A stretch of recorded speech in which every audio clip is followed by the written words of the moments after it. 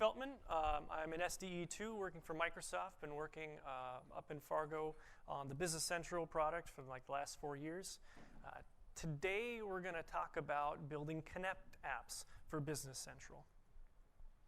So a little bit of an outline of what we're going to do. I'll give you an introduction to what Connect apps are and how they relate to Business Central.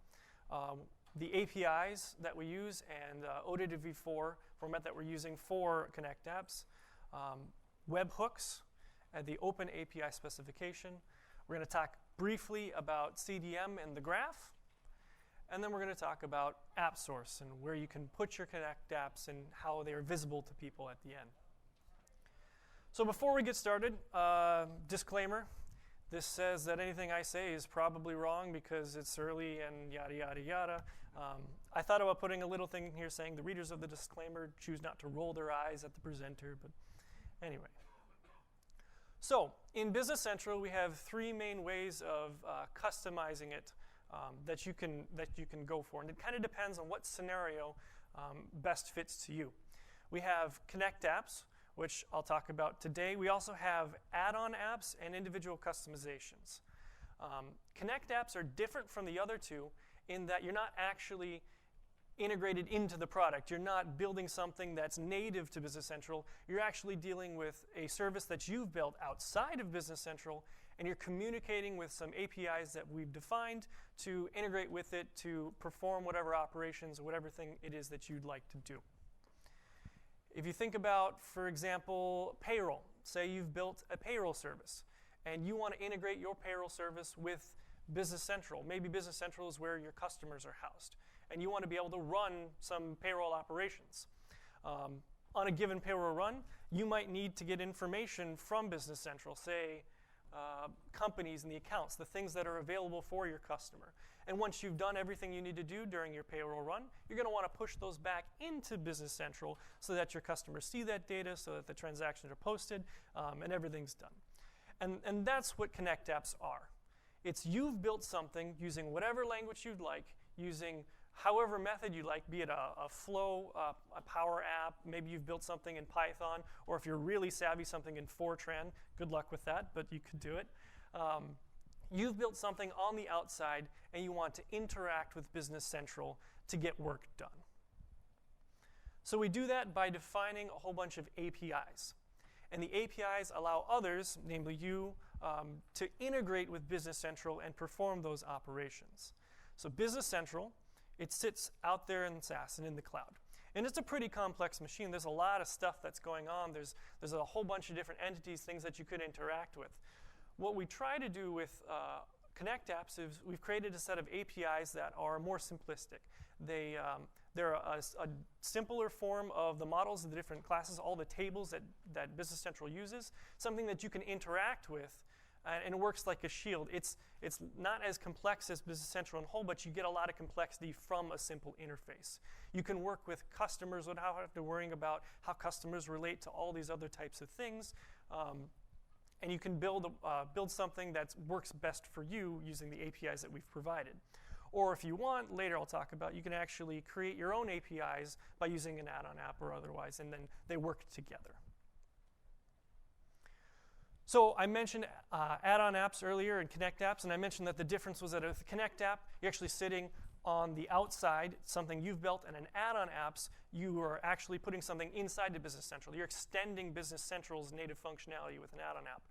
Sometimes Connect apps are working with their APIs and they decide, oh, you know what, it would be really nice if we also had this API, or if we had something else that we'd like inside of the product. Well, if you build an add-on app in addition to your Connect app, you can actually add those APIs and expose them, and then suddenly your Connect app is now working with the things you've exposed for your customers, and you can perform all the features that you'd like. You expose the new functionality inside of Business Central.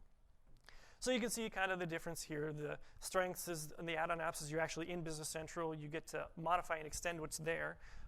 But Connect apps, you get to own, you get to simplify all the REST calls. The weaknesses of the two being, of course, with add-on apps, you need to know Business Central. If you're integrating, you're writing something directly for it, you kind of need to know the product. That can be a little bit of an overhead.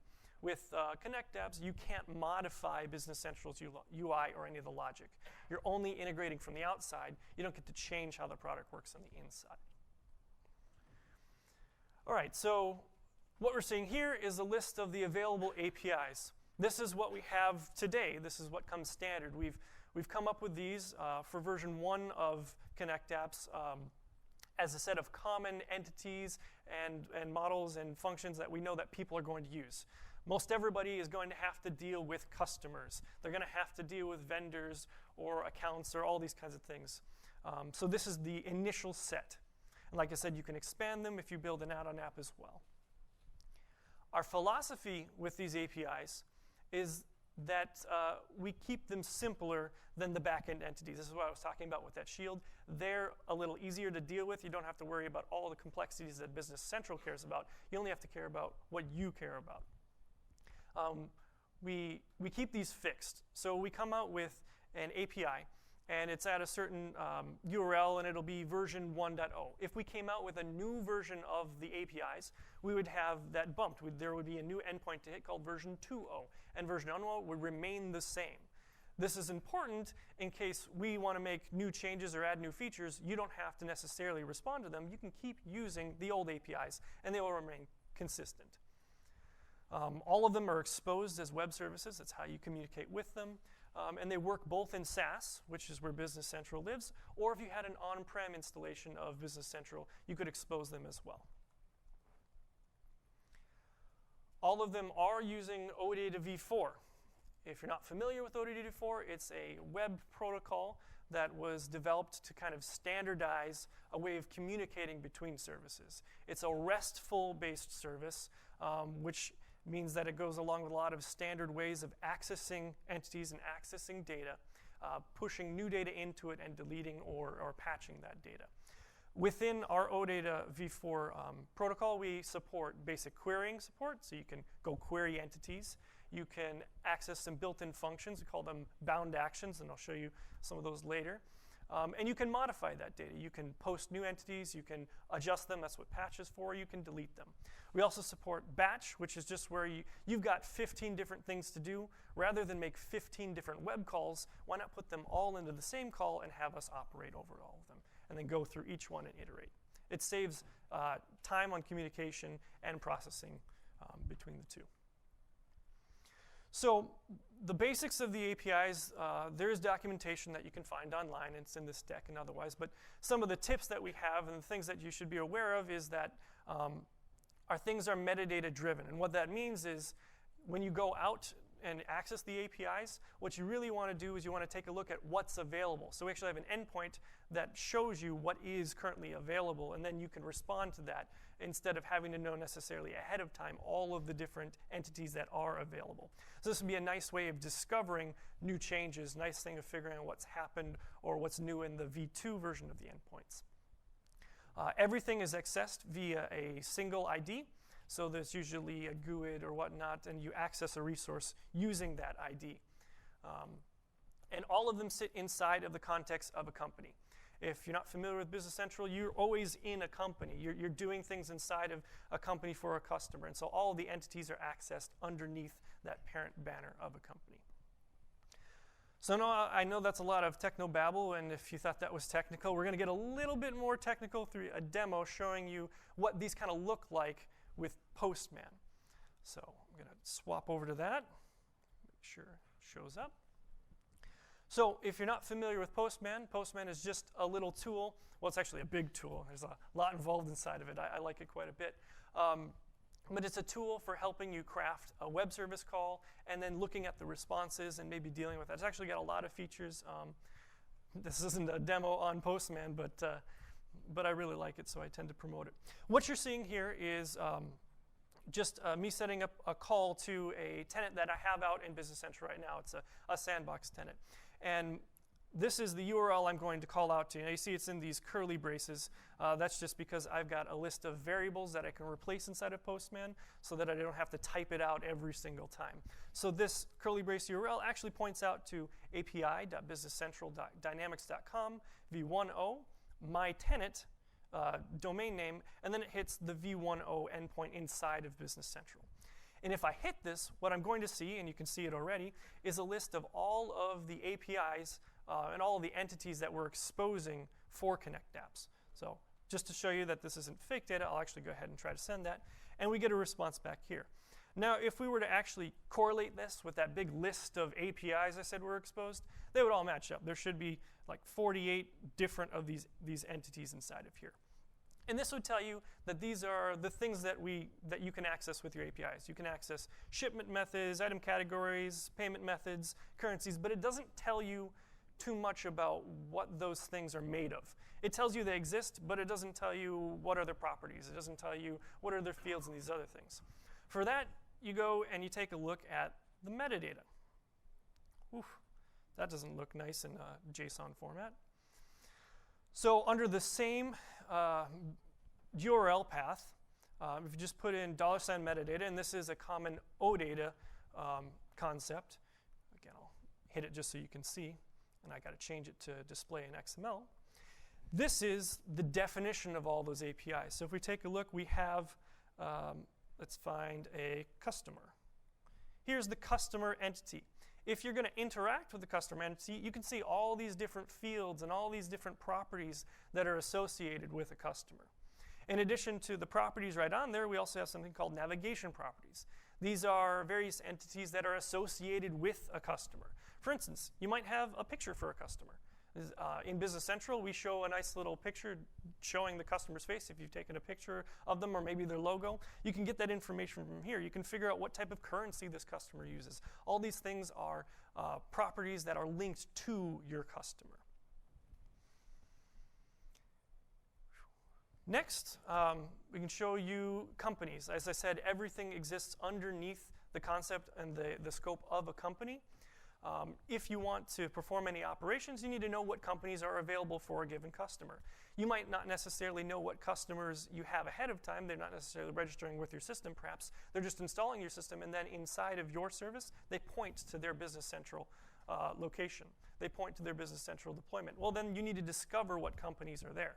So we provide an option to do that via the company's endpoint. And if you execute it, you get something like this. You get an ID for the company, and you get all the information associated with it. Its display name, the name of it that we would use inside of the product, and whatnot. Okay, so going back to the presentation just a little bit, and we'll come back to Postman in just a second as we explore a little bit more.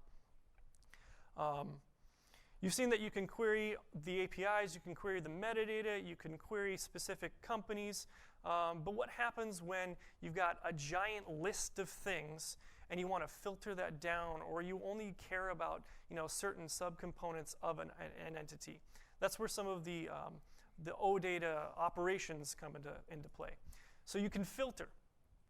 In this case, this query would be looking at sales invoices, and we'd be looking at sales invoices where the status of that sales invoice is open. Ergo, show me all the open invoices. Instead of seeing the entire list of everything, you're only looking at a very specific subset.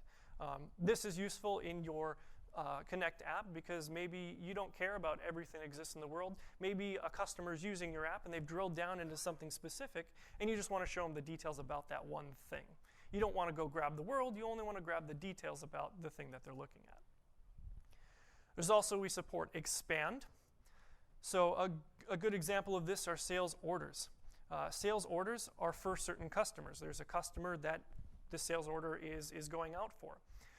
But the sales order entity doesn't necessarily show you those customers. The customers are actually a sub-entity of sales orders. They're related, and there'd be a navigation property to them, but you're not going to see them if you make the query just for the sales orders.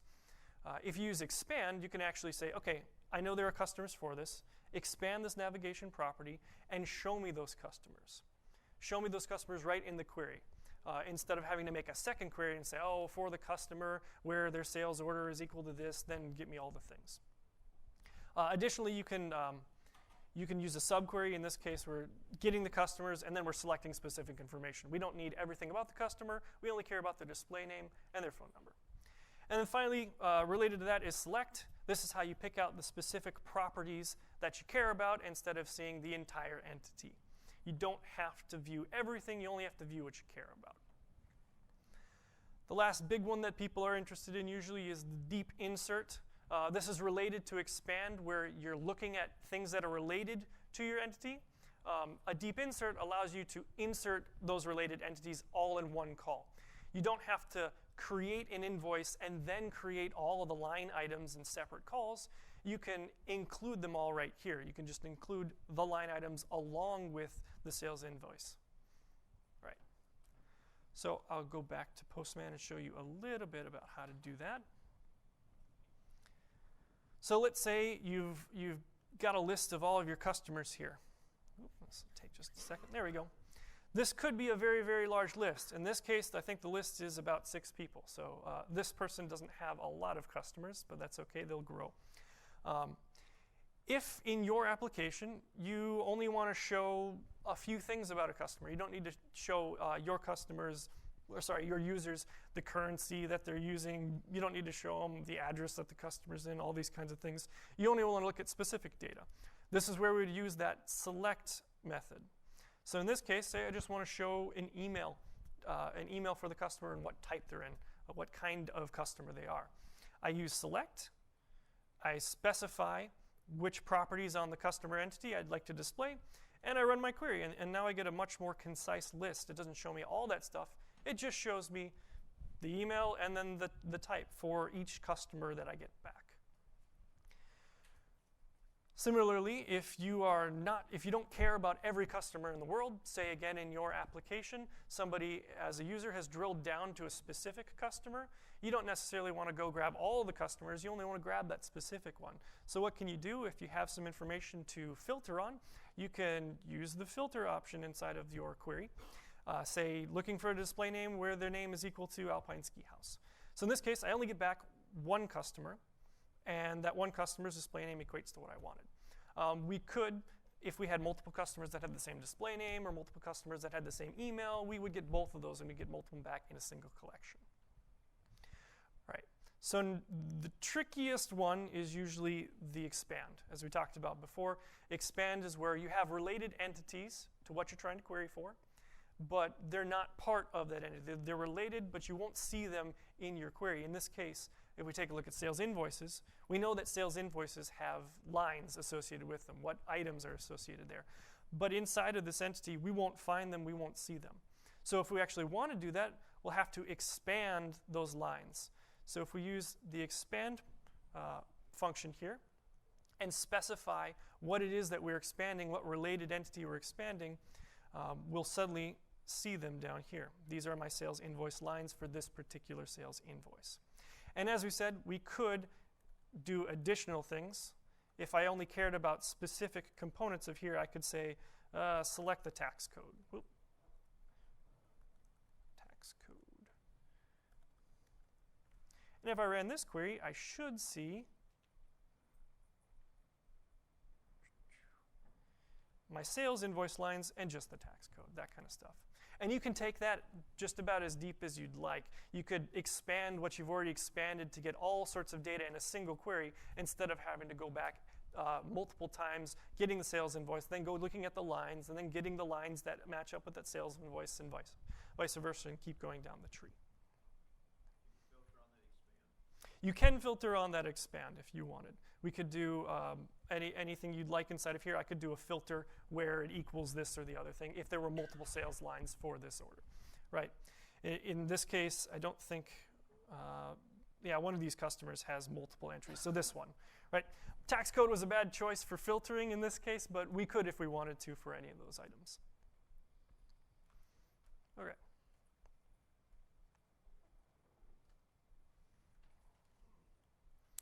Then I mentioned bound actions. Bound actions are methods that make things simpler, something that you can call right on the query to just get something done without having to worry about how to do it via different queries. In this case, if we take a look at a sales quote, usually we'd like to take sales quotes and turn them into invoices, right? Instead of having to take your sales quote, figure out how to change that into an invoice, and then insert the invoice and all the items associated with it, you can use a bound action just to call. You target the sales invoice, and then you call the make invoice bound action on it, and Business Central performs that action in the background, and then you get a response back that tells you what your new sales invoice is going to be, and then you can go query on that if you need to make changes later. So it makes it a lot easier, and we've added a whole bunch of these for common scenarios that we know that people are going to encounter, such as this. All right, so we've taken a deep technical dive, I know, into how do you access these, what do you do with these. The next usually technical thing that we look at is what's the URL for them? Where am I going to access them? How am I going to access them?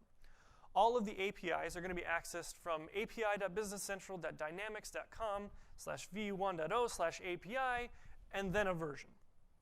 Our initial version of our API pages and whatnot was exposed under beta. That's when we were just getting started. You could call it's in preview and whatnot. But we have recently released version 1.0. And as I mentioned before, these stay fixed. They stay consistent. If we decide to change things and we want to add new features, functionality, or we need to remove something, we're going to come out with 2.0. So you can continue to use 1.0.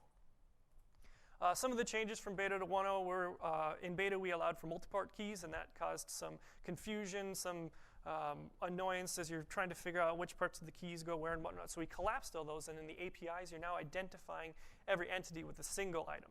It makes the query a lot simpler. It makes the logic around that a lot easier.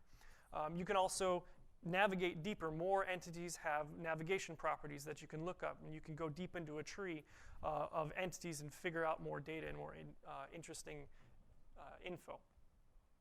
We added timesheets and then a whole bunch of extra properties that people requested and that they wanted on those entities.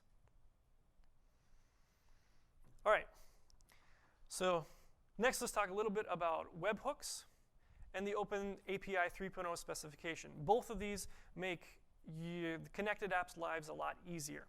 One, the webhooks give you the ability to subscribe to an event. It gives Business Central and your app an ability to communicate when something happens, when somebody inserts a record, when somebody changes an entity. You don't necessarily have to keep polling Business Central. We'll tell you when it happens as opposed to you figuring out what happened. And then the other one, by using the Open API 3.0 specification, we're adhering to an industry standard, which allows you to use tools such as Swagger to actually go generate a client for this. You don't have to worry about writing all of the code to access things. You can write a client and then use that in your application. And the builders for this include a whole host of languages. It doesn't necessarily have to be C# or C or Fortran like I mentioned before, although I doubt that one exists. All right, so as I mentioned, webhooks, they're a dynamic way of allowing our service and your service to communicate and allowing our service to call out to your service when something has happened. When somebody has inserted a record and you've subscribed to that event, we'll send you a message, and then you can do whatever it is that you need to do to react to that. I have a little graphic here that should make that a little bit easier, I hope. Don't call us, we'll call you.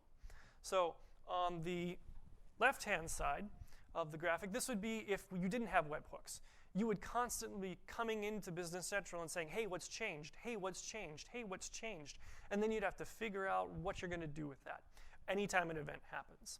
With webhooks on the right-hand side, when an event happens, somebody's inserted a record, somebody has deleted something, somebody's modified to it, and your connected app has subscribed to the webhook, instead, we just talk to you. We send you a message saying, hey, this just happened, something changed, something was deleted, or maybe multiple items were changed, and you can then react to that. I'll show you an example of the payload, but we tell you specifically what item has changed, or items have changed, and we tell you what just happened. This is all handled via subscriptions entity. So on the API route, there's a thing called subscriptions. And when you would like to subscribe to a webhook, you go out and use this entity. It supports getting, so you can see all the subscriptions that you have that are available. You can post a new subscription, you can delete it, and you can update or modify what's already there. So when you want to get notified you subscribed, and you use post. And you post to the subscriptions endpoint. And it looks something like this. This is the body. You're saying you provide a secret.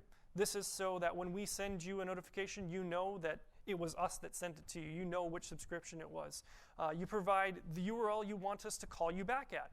In this case, my website, azurewebsites.net. So this is your URL that you're exposing to Business Central so that we can send you the notifications that something has happened. And then you're subscribing to a specific resource inside of Business Central. In this case, sales invoices. So for here, somebody at this notification URL would then get messages anytime that somebody has modified the list of sales invoices inside of this company. The stuff at the bottom, the handshake, post, and patch, are when you make the initial subscription. You send out your secret to Business Central. Business Central responds back with a secret to you, and then you hand that secret back to Business Central. This is how Business Central knows that you actually subscribed. You post a message, it's a handshake. You post a message, Business Central posts a message back to you. You guys say, yep, we're all good, we're ready to go, and then we can move forward with the notifications. If we didn't receive that response back from you, then we would think something went wrong, and we're not going to start spamming this URL. And this is what a payload for a given notification, a webhook response might look like. You might see at this first one, something has been updated. The items, which item, that specific ID right there, that is the ID of the item that was modified. It tells you when it was modified. The change date is updated. That's how you know it was an update. And that client state is that secret that you provided to us. In this case, we provided a not-so-secret secret, API webhook notification test. That's not particularly unique, but if I was receiving this on the other end, I would know what it is. We also tell you if things are created. That's what that change type for the second one is. And then the last one is collection.